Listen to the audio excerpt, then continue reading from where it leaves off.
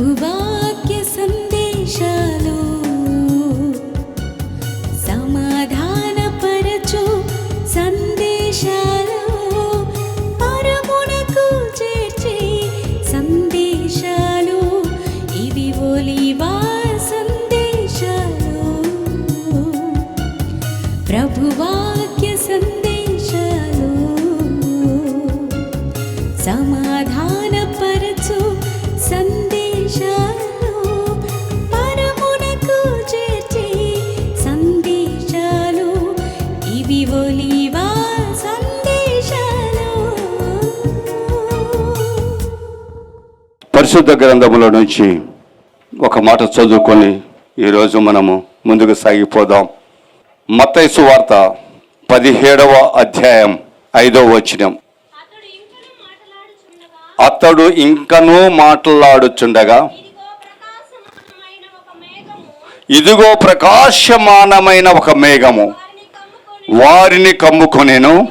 ఇదిగో ఈయన నా ప్రియ కుమారుడు, ఈయన యందు నేను ఆనందించుచున్నాను, ఈయన మాట వినుడని ఒక శబ్దము ఆ మేఘముల నుంచి వారికి వినబడెను. ఆ శిష్యులు ఈ మాట విని బోల్రబడి ఆ మిక్కిలి భయపడగా యేసు వారి యొద్దకు వచ్చి వారిని ముట్టి లెండి భయపడుకొనని వారితో చెప్పిన. దేవుని నామానికి మహిమ కలుగునుగాక. Praise the lord. హల్లెలూయా. యోహాను సువార్త 2వ అధ్యాయం 5వ వచనం. ఆయన తల్లి పరిచారకులను చూసి ఆయన మీతో చెప్పినది చేయుడని చెప్పాను. Praise the lord. నా ప్రియ సహోదరి సహోదరుడా, ఈ 2 మాటలు మనం గమనిస్తే గాన మనకు ఒక మాట అర్థమవుతుంది. మొట్టమొదటిగా మనం తెలుసుకోవాల్సిందంటే ఈ 2 మాటలు ఎవరితో ఎవరు చెప్పారు, ఎవరి గురించి చెప్పాడు. ఈ 3 మాటలు మనం గ్రహించగలిగితే ఈ పరిశుద్ధ గ్రంథములో ఉన్న లేఖనాలన్నీ మనకు అర్థమవుతాయి. మేఘముల నుంచి మాట్లాడింది ఎవరు? తండ్రి అయిన దేవాతి దేవుడు. ఎవరితో మాట్లాడారు? శిష్యులతో మాట్లాడాడు. ఎవరి గురించి మాట్లాడారు? యేసు ప్రభుని గురించి మాట్లాడాడు. యోహాను సువార్తలో చూస్తే గాన 9 మాసాలు మోసి కనినటువంటి తల్లి మాట్లాడుతుంది. ఆ యొక్క శిష్యులను, పరిచారకులు అంటే శిష్యులను చూసి ఆయన అంటే యేసు ప్రభు, ఆయన మీతో చెప్పినది చేయుడి. ఈరోజు అంశం కూడా ఈయన మాట వినుడి, ఆయన చెప్పింది చేయుడి. తండ్రి చెప్తున్నాడు, తల్లి చెప్తుంది తన కుమారుని గురించి తన శిష్యులకి. Praise the lord. ఈరోజు మనము శిష్యులమై ఉన్నాం. మత్తయి సువార్త చూస్తే గన మనందరం కూడా శిష్యులమే. తండ్రి కుమార పరిశుద్ధాత్మ నామంలో బాప్తిసం తీసుకున్న తర్వాత ఆయన సువార్త ప్రకటించడం ప్రారంభించినప్పుడు అందరూ కూడా సువార్త విన్న వాళ్ళందరూ ఆయన శిష్యులుగా మార్చబడినారు. Praise the lord. ఈరోజు మనమందరం కూడా ఆయన శిష్యులమై ఉన్నాం గనకే ఆయన విడిచిపెట్టిన ఈ యొక్క పరిచర్య, ఈ యొక్క సువార్త ప్రణాళికను ముందుకు సాగిపోవటానికి మనమందరం నడుము బిగించి ఉన్నాం. నా ప్రియ సహోదరి సహోదరుడా, ఇక్కడ విభజన జరిగింది కానీ సంఘ కాపర్లని, సువార్తకులని వేరే వేరే పేర్లు పెట్టుకొని, కానీ అందరి పరిచర్య ఒకటే. ఏంటి అంటే నశించిపోతున్న ఆత్మలను రక్షించటానికి ఈ రక్షణ సువార్తను ప్రకటించే వారిగా ఉన్నాం. Praise the lord. హల్లెలూయా. ఇక్కడ మనం చదివిన మాటను బట్టి మొట్టమొదటిగా తండ్రి చెప్పింది, తల్లి చెప్పిన 2 మాటలు జ్ఞాపకం చేసుకుంటే గాన ముందు మన జీవితాన్ని సరి చేసుకోవాలి.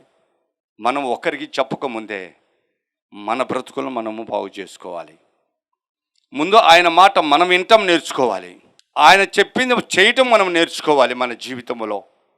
అప్పుడు మనం సరైనటువంటి సేవకులం అవుతాం, సరైనటువంటి స్థితి కలిగిన వారిగా ఉంటాం. తండ్రి అయిన దేవాతి దేవుడు కుమారుడు చెప్పిన మాట వినండి అంటున్నాడు. నేను కుమారుని భూలోకంకు పంపించింది అందుకే మీకు తెలియజేయటానికే. ఆయన అనేక విషయాలు మీకు తెలియజేస్తున్నాడు, అనేక మర్మాలు మీకు తెలియజేస్తాడు. ఎలా సువార్త ప్రకటించాలో తెలియజేస్తున్నాడు. ఆయన మాట వినండి, ఆయన చెప్పింది చేయండి. Praise lord. ఈ రెండు మాటలు కూడా మనము జీవితంలో మలుచుకొని మనం నడవటం ప్రారంభిస్తే మనమును చూసి మన వెనకాల ఉన్న సంఘ బిడ్డలు నడుస్తారు. Praise lord. మన వెనకాల ఉన్నటువంటి మన విశ్వాసులు నడుస్తారు. మన ఇష్టానుసారంగా మనం నడుస్తూ లోకములో జీవిస్తూ ఇతరులను అలా జీవించవద్దని చెప్పడానికి మనకు అర్హత లేదు. మనము యోగ్యులమో కాము, ఇది సత్యం. కాబట్టి ఆ సర్వశక్తి గల దేవుడు తన ప్రియ కుమారుడైన యేసుక్రీస్తు వారు చెప్పింది ఏమంటుందంటే, ఆయన మాట వినుడి. ఆ తల్లి చెప్తుంది, ఆయన చెప్పింది చేయండి. మీ జీవితాలు బాగుపడతాయి, మీ కుటుంబాలు బాగుపడతాయి, సమాజం బాగుపడుతుంది, దేశం బాగుపడుతుంది, దేశం రక్షింపబడుతుంది, అనేక ఆత్మలు రక్షింపబడతాయి, అనేక ఆత్మలు నా రాజ్యంలో చేర్చబడతాయి. మీరు సాధనంగా ఉండండి భూమి మీద, మీరు నాకు సాక్షులుగా ఉండండి భూమి మీద అని తెలియజేస్తూ ఉన్నాడు. నా ప్రియ సహోదరి సహోదరుడా, ఎప్పుడైనా ఆలకించారా? ఎప్పుడు ఈ మాటను గమనించారా? ఈ మాటను తీసుకొని మనం అనేకసార్లు వాక్యోపదేశం చేశాం, అది విశ్వాసులకు బోధించాం. కానీ ఇక్కడ చూస్తే విశ్వాసులకు కాదు, అక్కడ చెప్పింది ఈ శిష్యులకు చెప్పాడు. శిష్యులు అంటే మనమేనండి. ఆయన శిష్యులే సంఘాలు కట్టాడు, ఆయన శిష్యులే సువార్త ప్రకటించాడు. కనుక ఇది మనకు వర్తిస్తుంది. ముందు మనము నేర్చుకోవాలి, అది వాళ్ళకు నేర్పించాలి. ఇదే ధర్మం. Praise lord. హల్లెలూయా. ఈరోజు కొద్ది మందిని నేను పరిశుద్ధ గ్రంథం నుంచి యేసు ప్రభువారు రాక మునుపు కొంతమందిని దేవుడు, సర్వశక్తి గల దేవుడు పిలిచాడు. వారికి చెప్పింది వారు చేశారు, దేవుని మాట విన్నారు. వాళ్ళ జీవితాలు ఎలా ఉన్నాయి, ఇప్పటి మన జీవితాలు ఎలా ఉన్నాయి పోల్చుకుంటూ మనము ఈరోజు వాక్యాన్ని చెప్పాలని ఆశపడుతూ ఉన్నా.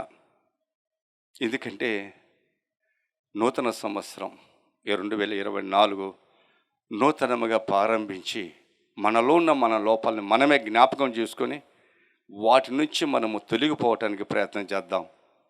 తద్వారా మనం ఆధ్యాత్మికంగా నూతన బలము, శక్తిని పొందుకొని దేవుని పాత్రలుగా పనిముట్టుగా వాడబడదాం. ఈ భూమి మీద అనేక మందిని దేవుని రాజ్య వారసులుగా చేద్దాం. Praise lord. మొట్టమొదటిగా మనం చూస్తే గాన దేవుడు ఈ భూమిని సృజించిన తర్వాత ఆదాము అవ్వను సృజించి వారిలో నుంచి వచ్చినటువంటి ప్రజలందరూ కూడా అపవాది చేత మోసగింపబడిన వారై పాపంలో పడిపోయి చెడిపోయారు. జలప్రలయము ద్వారా నోహోవు కాలంలో వాళ్ళందరినీ తుడిసివేశాడు, పశువులు సహా జంతువులు అన్నిటినీ. ఆ తర్వాత క్రొత్తగా ఒక ప్రజలను నేను సృష్టించుకోవాలనుకున్నాడు.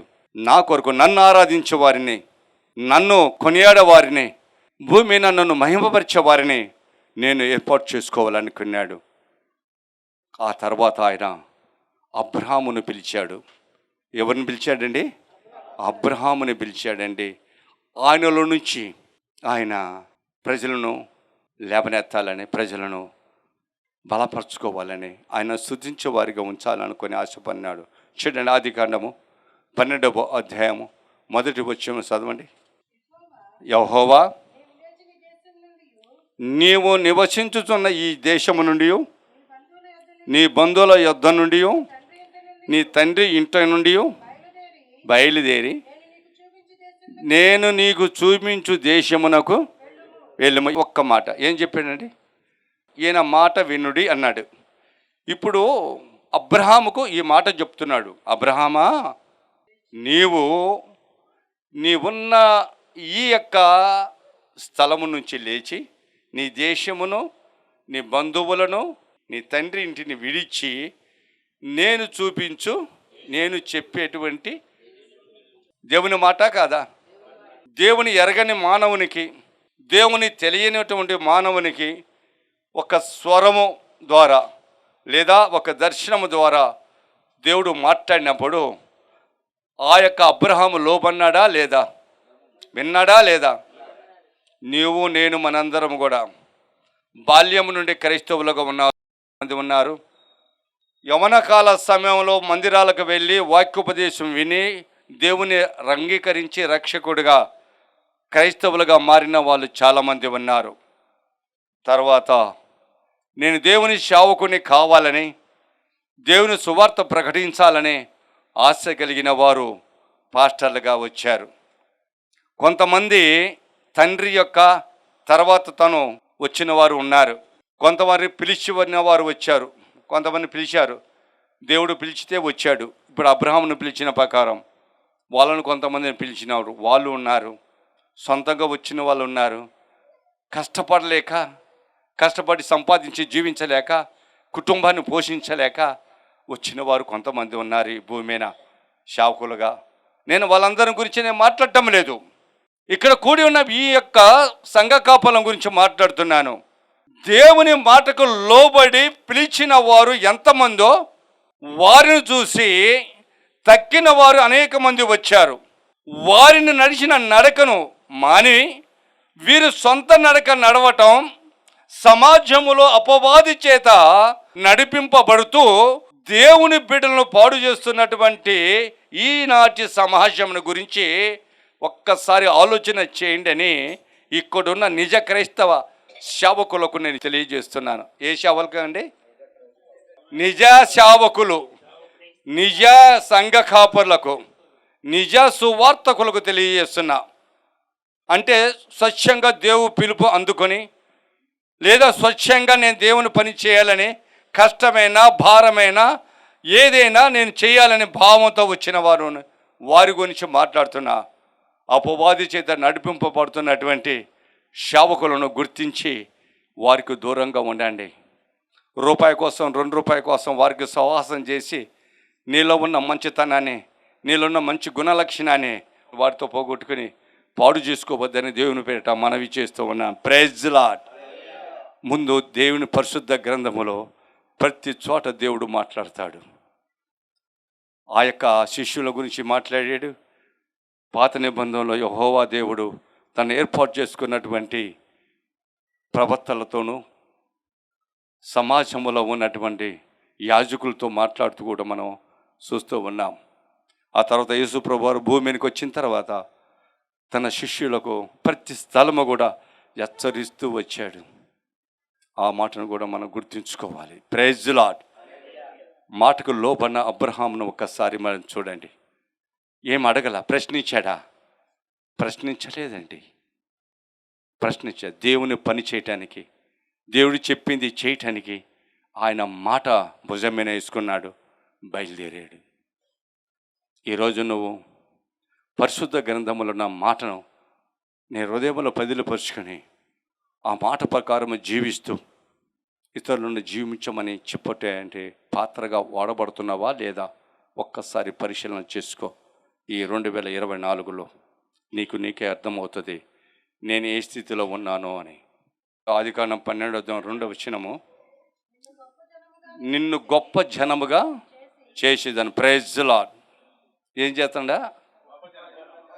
ఏదైనా నిన్ను ఆశీర్వదిస్తానని ఉన్నాడు. Praise lord. మనం చాలా వరకు ఈ వాక్యం చెప్తుంటాం. ఆశీర్వాదం వచ్చినప్పుడు ఈ మాటలు చెప్తాము, విశ్వాసం వచ్చినప్పుడు అబ్రహాముని గురించి మాట్లాడుతూ ఉంటాము, అభివృద్ధి వచ్చినప్పుడు కూడా అబ్రహాముని గురించి మాట్లాడతాము. నమ్మకస్తుడు ఎవడయ్యా అంటే అబ్రహాముని గురించి మాట్లాడతాము. సంతతి కలిగిన వారుగా అభివృద్ధి పొందిన వాడు, సంతానము విస్తారమైన సంతానం కలిగిన వాడు ఎవరయ్యా అంటే అబ్రహాముగా మాట్లాడతాం. అబ్రహామును చాలా రకాలుగా వాడుకుంటాం. దేవుని యొక్క సేవకులము. అది మనం వారికి, ఎవరికి? సంఘ బిడ్డలకు, ప్రజలకు బోధిస్తప్పుడు ఇవన్నీ మనము వాగ్దాటిగా మాట్లాడుతుంటాం. కానీ దేవుడు అంటున్నాడు, ఆ అబ్రహామును చూసి నేర్చుకోండి ఓ సంఘ కాపరులారా, ఓ సువార్తలారా. నేను చెప్పిన మాట విన్నాడు, నీ చెప్పింది చేశాడు. Praise lord. అవునా లేదా? మరి అబ్రహాముకు అంత జనాంగాన్ని ఇచ్చిన దేవుడు నీకు సంఘంలో మనుషులను ఇవ్వడా? నీకు సంఘంలో, సమాజంలో ఆ ప్రజలను నీకు అనుగ్రహించడా? అబ్రహాముకు అనుగ్రహించా. అబ్రహాముకే ఒక్క కొడుకు కానీ కూతురు కానీ లేని యొక్క సందర్భంలో మాట్లాడుతున్న సర్వశక్తికి గల దేవుడు నీవు బహు జనములు కలిగిన తండ్రిగా ఉంచుతానని చెప్పినప్పుడు విశ్వసించాడు. మరి నువ్వు సేవకుడిగా వచ్చినప్పుడు నాకు దేవుడు సహాయం చేస్తాడు. నేను ఎందుకు ఇలా చేతి చాపాలి? ఒకరిని ఎందుకు నేను భిక్ష ఆటను అడగాలి? ఒకడిస్తే నేను ఎందుకు పరుగులు తీయాలి వాళ్ళ గృహాల దగ్గరికి? ఎవడో ఏంట నాకెందుకు? నాటి సేవకుడు ఇస్తే నేను ధైర్యంగా వెళ్ళి తీసుకుంటా.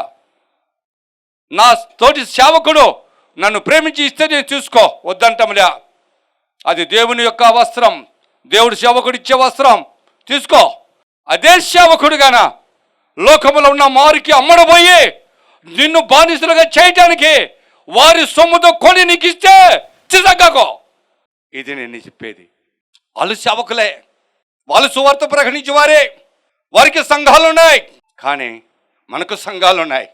10 మంది చాలు, ఒక్క ఆత్మను రక్షించో చాలు నీకు, నీ జీవితానికి ధన్యం. 100 సంఖ్యలు అక్కర్లే, 1000 సంఖ్యలు అక్కర్లే. నీ దగ్గరకు వచ్చిన వాళ్ళు ఒక్కరిని బాగు చేయి, వాళ్ళ పద్ధతులు మార్చు, వాళ్ళ క్రియలు మార్చు, ఒక్క కుటుంబాన్ని నడిపించు దేవుని సన్నిధికి చాలు. నీ భక్తి జీవితము ధన్యమే. అయ్యా మళ్ళీ నన్ను ఎట్లా పోషింపబడతాను? దేవుడు పోషిస్తాడు. దేవుడు ఎందుకు పోషిలే? ఏలేగన్ను కాకులతో పోషిలే, అవునా లేదా? సారపెత్తి గ్రామంలో విధవరాలు ఇంటికి పంపి పోషించలే? అరణ్యంలో పండుకొని ఉంటే భోజనం పంపలే? పంపలేదా ఏంటి? రొట్టెలు కాలుతున్న స్టవ్ పక్కన కాలుతున్న రొట్టె తినరా అన్నాడు, లేచి తిన్నాడా లేదా? మరి నీకెందుకు లేదు? నీవెందుకు భయపడతావు? అంటే నీకు విశ్వాసం లేదు. ఈనాటి సేవకులలో విశ్వాసం లేదు, దేవుని మీద నమ్మకం లేదు, ప్రజల మీద ఉన్న నమ్మకం. ఎందుకంటే నీకేం కుమార్ గారు అట్లనే మాట్లాడతావు, పాస్టమ్ గారు నీకు బాగా సహాయం చేస్తుంది కాబట్టి, నీ బిడ్డలు నీకు అనుకూలంగా ఉన్నారు కాబట్టి నీకేం దిక్కు తెలియక ఈ విధంగా మాట్లాడుతున్నావు అనుకుంటున్నారు కదా. నేను 25 సంవత్సరాలు కష్టపడిన తర్వాత ఈ విధంగా ఉన్నా. ఎన్ని సంవత్సరాలు? 25 సంవత్సరాలు. నన్ను మాట్లాడిన తీరు, నా కుటుంబ సభ్యులు కానీ ఇతరులు నా బంధువులు కానీ నన్ను హేళన చేసిన మాట, కానీ నా దేవుడికి నాకు తెలుసు. నువ్వు అలా భయపడకు, నీకు ఇచ్చిన బాధ్యత నువ్వు నెరవేర్చు, దేవుడు సహాయం చేస్తాడు. అబ్రహాం చూడు, తండ్రిగా చేశాడు లేదా జనంకు? ఆ రోజు ఒక్కళ్ళు కూడా లేడు, కానీ ఈరోజు అనేక మంది అబ్రహాము తండ్రిని అబ్రహామా అని పిలిచేవారు లేరా? కోకొల్లుగా ఉన్నారు భూమి మీద. ప్రైజ్ లార్డ్, హల్లెలూయా. కాబట్టి ఆయన మాట వినటం నేర్చుకుందాం. యేసయ్య మాట వినటం నేర్చుకుంటే గాన, యేసయ్య చెప్పిన మాట ప్రకారం మనం చేయటం ప్రారంభిస్తే, అంటే యేసయ్య చెప్పిన వాక్యానుసారముగా ఆయన ఏమి బోధించమన్నాడు అదే బోధించడం, ఏది నువ్వు చెయ్యంటే అదే పని చేస్తూ జీవిస్తే గాన అంతకన్నా బలమైన సేవకుడి భూమి మీద ఇంకా ఎవడు లేడు. Praise lord. దేవుని ఆత్మ వాడిని నడిపిస్తుంది అంతే. ఈ మాట నమ్మండి నా ప్రియ సహోదరి సహోదరుడా. దేవుడు ఏర్పాటు చేసుకున్నాడు అబ్రహాముని. ఎందుకు తెలుసా? ఏంటి, ఏమి చూసి ఆయన ఏర్పాటు చేసుకున్నాడు ఇంతమందిలో? చెప్పండి, ఎందుకు చూశాడు? ఎప్పుడైనా ఆలోచన చేశారా? ఇంతమంది భూమి మీద ఉండగా అబ్రహామునే ఎందుకు ఆయన ఎన్నుకున్నాడు అనే వాస్తవాన్ని గురించి ఎప్పుడైనా ఆలోచన చేశారా? ఆయన శిల్పకారుడు. ఏంటంట? ఆయన బొమ్మలు చేసి అమ్మేవాడు, ఆ రూపముని సిద్ధపాటు చేసేవాడు. మట్టితోనో రాయితోనో చెక్కతోనో ఏదో ఒక శిల్పాన్ని, ఒక ఆకారాన్ని తయారు చేసేవాడు. అది చూసిన తర్వాత దేవుడు ఇతడిని చెప్పింది చెప్పినట్టు చేయగలడు. ఒక బొమ్మను చూసి వేరొక బొమ్మ తయారు చేయగల సామర్థ్యత ఈయనలో ఉంది గనక, వీడు నేను చెప్పిన జనాంగానికి తండ్రిగా ఉండటానికి యోగ్యుడిగా, నేను చెప్పినట్టు నడవటానికి మనస్సు కలిగిన వాడు ఉన్నాడు గనక ఆ దేవుడు అతన్ని పిలిచాడు, వాడుకున్నాడు. Praise lord. అది ఒక్కొక్క పని గురించి, ఒక్కొక్క గుణలక్షణాన్ని బట్టి దేవుడు వారిని ఏర్పాటు చేసుకుంటాడు. ఈ భూమి మీద చాలామంది ఉన్నారా లేదా? ఉన్నారు. నిన్నెందుకు ఎన్నుకున్నాడు? నిన్నెందుకు పిలిచాడు? నిన్నెందుకు ఈ పరిశుద్ధ సువార్తను ప్రకటించమని ఎందుకు చెప్తున్నాడు? ఎందుకు సంఘ కాపరిగా ఉంచాడు నిన్ను? నీలో ఏదో గొప్ప గుణాన్ని దేవుడు చూశాడు, నీలో ఏదో మంచి పట్టుదలను చూశాడు దేవుడు. అందుకే కొంతమందినైనా నా సన్నిధికి నడిపించే గుణలక్షణం ఈయనకు ఉంది కనుక నేను ఇతన్ని వాడుకుంటే బాగుండు అనుకున్నాడు, నిన్ను పిలిచాడు. అవునా లేదా? అవునా కదా? నీకు ఏం లేకుండా తినటానికి వచ్చావా? దేవుని సొమ్ము కాదుగా, దేవుని పని చేయటానికి వచ్చావుగా, దేవుని సువార్త ప్రకటించడానికి వచ్చావుగా. అంటే దేవుడు నిన్ను ఎన్నుకున్నాడు. అబ్రహామును పిలిచిన దేవుడు నిన్ను పిలిచాడు. ఈ భావన నీకు ఉండాలి. అబ్రహాము న్యాయం చేశాడు దేవుడికి, నేను న్యాయం చేయాలని భావన నీకు ఉండాలి. అప్పుడు నువ్వు సరైన మార్గంలో నడుస్తావు, నీ ప్రజలను సరైన మార్గంలో నడిపిస్తావు, నీ సంఘ బిడ్డలను. ఇది సత్యం. రెండో మాట నీకు చూపిస్తా చూడు. మోషే ఏం చేసేవాడు, తన వృత్తి ఏంటి అని మనం చూస్తే కనుక నిర్గమాకాండం 3వ అధ్యాయం 1వ వచనం చదవండి. మోషే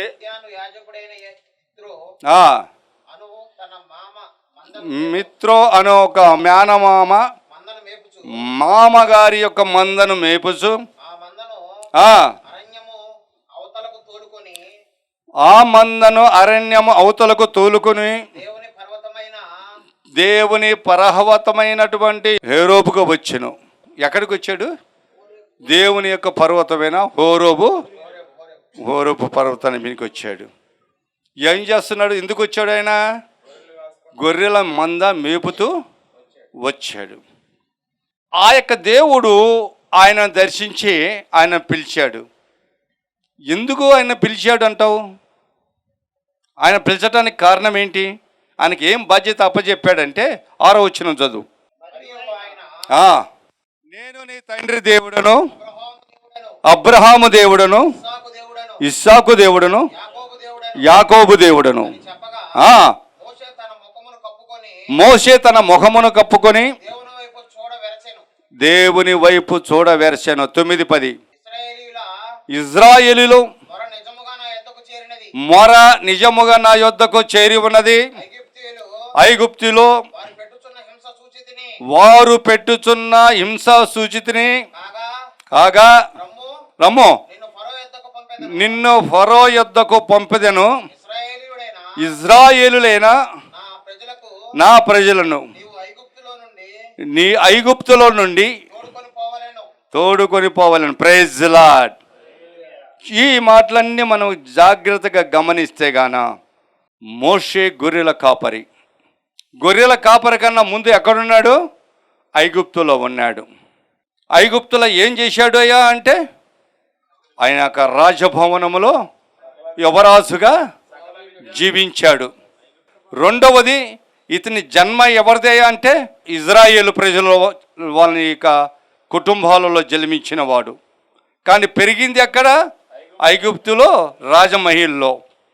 ఇప్పుడు ఎక్కడ ఉన్నాడు? గొర్రెల కాపరిగా ఉన్నాడు. Praise the lord. అంటే 3 రకాలైనటువంటి జీవిత విధానంలో అతను ఉన్నాడు. కాబట్టి ఐగుప్తులో ఉన్న తన ఇజ్రాయేలు ప్రజలను రక్షించటానికి ఆ దేవుడు ఈ భూమి మీద ఎవరిని పంపాలి అని అంటే ఫరో ఉన్నటువంటి ఆ స్థానము అంతా ఎరిగినవాడు, తన యొక్క రక్త సంబంధకులైన ఇజ్రాయేలు ప్రజలు వంశం నుంచి వచ్చినవాడు, వారి మీద ప్రేమ కలిగినవాడు. మూడవది, శత్రువుల నుంచి, క్రూరమైన మృగాల నుంచి గొర్రెలను కాపాడగల గుణలక్షణం కలిగిన కాపరిగా ఉన్నవాడు కనుక ప్రజలను కాపాడటానికి బాగా నేర్పు నైపుణ్యత కలిగిన మహాగుణ లక్షణాలు కలిగిన వాడు కనుక అతన్ని ఎన్నుకున్నాడు. Praise the lord. చాలామంది ఉన్నారు, ఎందుకు పిలవలేదు? ఎందుకు మోషేనే పిలిచాడంటే ఇవన్నీ గుణాలు మనకు తెలుస్తాయి. ఇప్పుడు నేను అడుగుతున్నాను, మిమ్మల్ని ఎవరు పిలిచాడు? నిన్ను ఏం చూసి పిలిచాడు? నేను ఎక్కడికి మళ్ళీ సంఘాన్ని కట్టమన్నాడు? ఎక్కడ తన ప్రజలను బాగు చేయమన్నాడు? నీకేం తెలుసా? ఈనాటి సేవకులను ఎవరినైనా నీకేంటయ్యా, నువ్వు ఎలా ఎందుకు వచ్చావు ఇక్కడికి అని అడిగితే ఏం చెప్తావు? చాలామంది నాకు ఈ కళ దర్శనం వచ్చింది, లేదా నాకు దేవుడు నాతో మాట్లాడాడు, దేవుడు నాకు సాక్ష్యం చెప్పి సాక్ష్యాన్ని వాళ్ళ ప్రజలకు వినిపించి వారిని వాళ్ళ వశం చేసుకొని సంఘాలు కట్టిన పాస్టర్లు చాలామంది ఉన్నారు. అమాయకులైన గొర్రెల లాంటి మనస్తత్వం కలిగిన ప్రజలు నమ్మి స్థలాలు ఇచ్చి సంఘాలుగా కట్టుకోమని మందిరాలు కట్టించి వాళ్ళని నిలబెట్టారు. కానీ అలా కాదు. ఒక ప్రత్యేకమైన గుణలక్షణాలు నీలో ఉండాలి. ఏ స్థలము నువ్వు ఎరిగి ఉండాలి. ఆ యొక్క మనుషుల ఆ ప్రాంతంలో ఉన్న మనుషుల యొక్క మనస్తత్వం కూడా నువ్వు ఎరిగి ఉన్నా ఆ ప్రాంతానికి దేవుడు మనుషులను పంపిస్తాడు. కానీ సంఘ కాపర్లను తన సేవకులను ఇష్టానుసారంగా ఎక్కడికంటే అక్కడికి పంపడు. ఇది వాస్తవం. చెడిపోయిన సమాజం దగ్గరికి పంపిస్తాడు. నువ్వుగాన ప్రార్థన పర జీవితం కలిగిన కుమార్తెవు కుమారుడు అయితే ఆ చెడిపోయిన సమాజాన్ని రక్షించటానికి, ఆ ప్రజలను మారుమనసులోనికి నడిపించడానికి ఒక సాధనముగా నిన్ను వాడుకున్న ఉద్దేశంతో అక్కడికి పంపిస్తాడు.